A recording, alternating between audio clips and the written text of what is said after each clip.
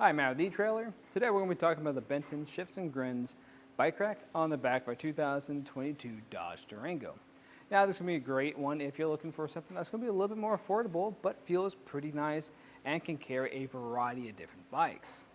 Now the first thing I want to talk about is how our bike is really interacting with the vehicle, because today's video is really going to be focused on just how this rack interacts with the Durango. So with this bike, it is a larger mountain bike with some wider handlebars. And let's say you're on a really bumpy road, just move some, we still have plenty of clearance where it's not going to make contact with anything. Now we can't open up our lift gate right now, but what I can do instead is press this button and tilt this back, just like that. And that will give me enough room to open up the lift gate. And that's going to be great because if we want to take maybe a seat in here to tie our shoes, we can do that, grab our helmet, or even put away some groceries. We have that opportunity. And when you're done, we can close this up and then put this back into the seated position. That's really easy to do. Just push on it. And this is going to feel pretty good even though this is rated for your heavy e-bikes. Now if we want to take a closer look at it, I'm going to take off my bike. So all I have to do is start with this strap on our tire. Get that out of our way. Same thing for the back side, because we are going to have two straps, one per tire. Pretty easy to take on and off. And then we're going to have this mounting hook. So with this hook, you can make contact with your tire if you have a carbon frame bike or alternative frame bike. Now if you prefer to have things on the frame because you think it gives it a better hold, you can still do that too. Now, I take this off, it feels pretty okay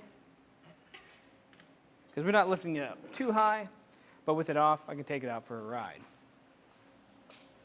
Now, something that is pretty unique about these cradles are they do have the ability to pivot some, so they can accommodate a wider range of wheelbases. Now, let's make sure we put everything back up.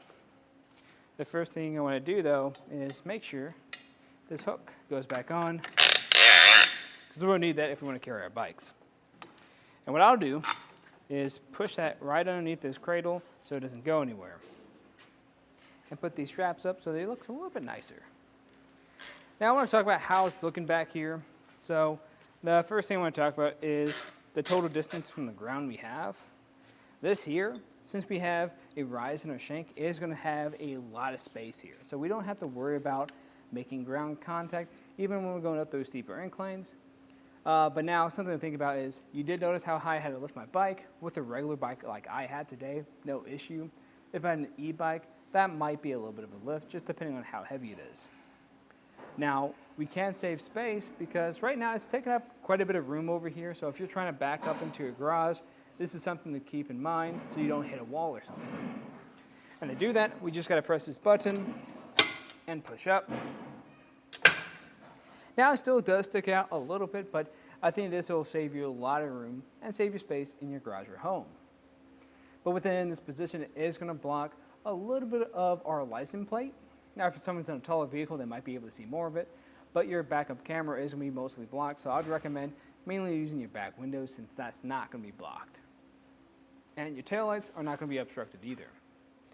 The way this is going to install is we're going to have a 2-inch shank, and that's going to go into our 2-inch hitch receiver, and we're going to have an anti-rattle bolt that goes through and connects to a nut on the other side.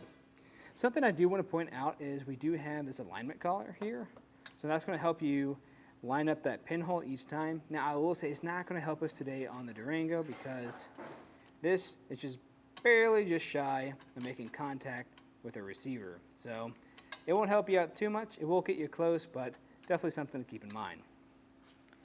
Now in my opinion, I think this is going to be a solid choice if you are looking for something that is going to be able to hold a lot of different bikes. And what's really neat about this is you can fold it up too. This saves space in your garage when it's not on here.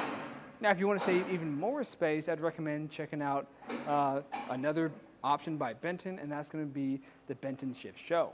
That's going to be a hanging style bike rack, and it can hold 4 bikes.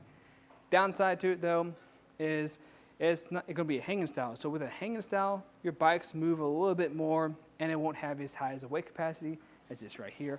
And it won't be great for your carbon frame bikes either. Now, of course, if you guys have any other questions, let us know here at eTrailer. And again, I'm Matt, and thanks for watching.